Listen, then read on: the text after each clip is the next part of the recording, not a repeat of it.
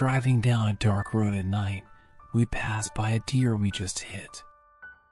We instinctively slap a mosquito in the living room.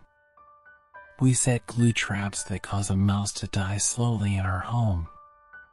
We spray insecticide on a trail of ants near the sink without a second thought. These things might seem ordinary or trivial, but at some point, a question may arise. Is this kind of small killing wrong too? Is it really okay to do this? What would the Buddha have said about such actions?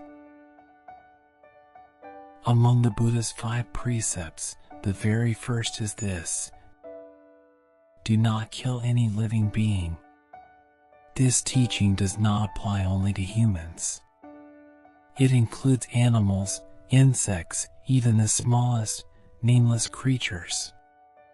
Killing is not just the act of ending life, it plants the seed of violence in our own minds. When we kill even a tiny insect, we begin to lose our inner gentleness. That coarseness of heart eventually spreads to how we treat people, too. The Buddha said, one who kills will have a short life, suffer from illness, live in fear, be hated, and be reborn in unfortunate realms. On the other hand, someone who abstains from killing will live long, be healthy, and enjoy peace in this life and the next. Though killing is a physical act, the karmic consequences ripple through our mind, relationships, and future. A long time ago, in one of his past lives, the Buddha was born as a king named Kyuta. He enjoyed hunting. He shot arrows, hurled spears, and took pleasure in the sight of bleeding animals. He never killed people. But even this, in the Buddhist view, was clear karma of killing. And what was the result? After he died, he was reborn again and again in battlefields, killed and killing in an endless cycle. With each death came fear and pain, the direct fruit of the karma he had sown. The Buddha told this story for one reason. To kill another's life is to also shave years from your own. But the opposite is also true. A heart that saves life brings tremendous merit. There is a story of a monk who once took in a young novice, his friend's son. The father, knowing the child had a short lifespan, hoped that becoming a monk might extend his life. One day, the elder monk read the novice's face and saw death approaching within 7 days. Out of compassion, he sent the child home for 10 days so he could be with his parents before passing. But 10 days later, the boy returned, healthy and smiling. The elder was shocked to see that the signs of death had disappeared. The novice now had the features of someone destined to live a long life. The elder asked him what had happened. The boy replied, "On my way home, I saw a large piece of bark floating down a stream. It was covered with thousands of ants. They were headed straight for a waterfall. I quickly took off my robe, caught the bark, and carried it to dry ground so they wouldn't drown." The elder nodded with deep understanding and gently patted the boy's back.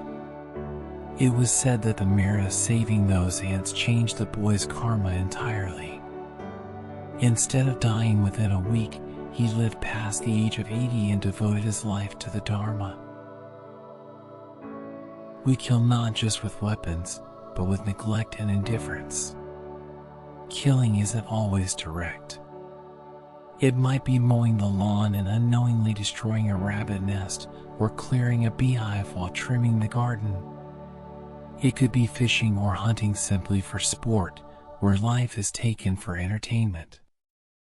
Or it may be passing by an injured animal on the road, thinking, "It's not my problem." These small choices gradually numb our sensitivity to life. Such disregard becomes fertile ground where karmic seeds of harm are silently planted. But there is another path. Offering seeds to a bird trembling in the rain. Gently freeing a trap be caught in a window. Not ignoring an abandoned animal. These small acts of compassion are not small at all. They are seeds of life-giving karma. In the Majjhima Nikaya, the Buddha says that those who refrain from killing will live long, suffer less illness, sleep peacefully, and live without fear. After death, they are reborn in heavenly realms where happiness endures. A life that refrains from killing and instead protects life may seem quiet, but within it flows deep peace and joy. So, let us ask ourselves, whom did I save today? Whose life did I avoid harming? What choices did I make to protect another being?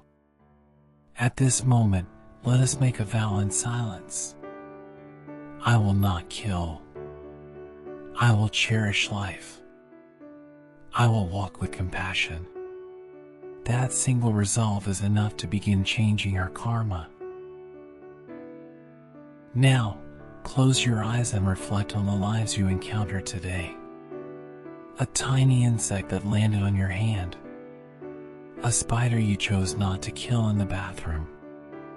A bee gently helped out the window instead of swatting. A nameless creature you almost ignored. Every one of them is living a once-in-a-lifetime existence. And to each one, let us whisper, thank you for being alive. Thank you for not hurting me. Thank you for walking this life with me. To stop killing is not just to stop an act, it is to begin a practice of honoring life. To save life is to start transforming this world with compassion. That gentle heart of respect becomes your greatest merit. This story pauses here for now. If ever a moment comes when you'd like to return, another piece of the Buddha's wisdom will be quietly waiting. If there's a story in your heart you'd like to share, feel free to leave a comment or message. This channel will quietly listen to the voice within you. May your heart be at peace.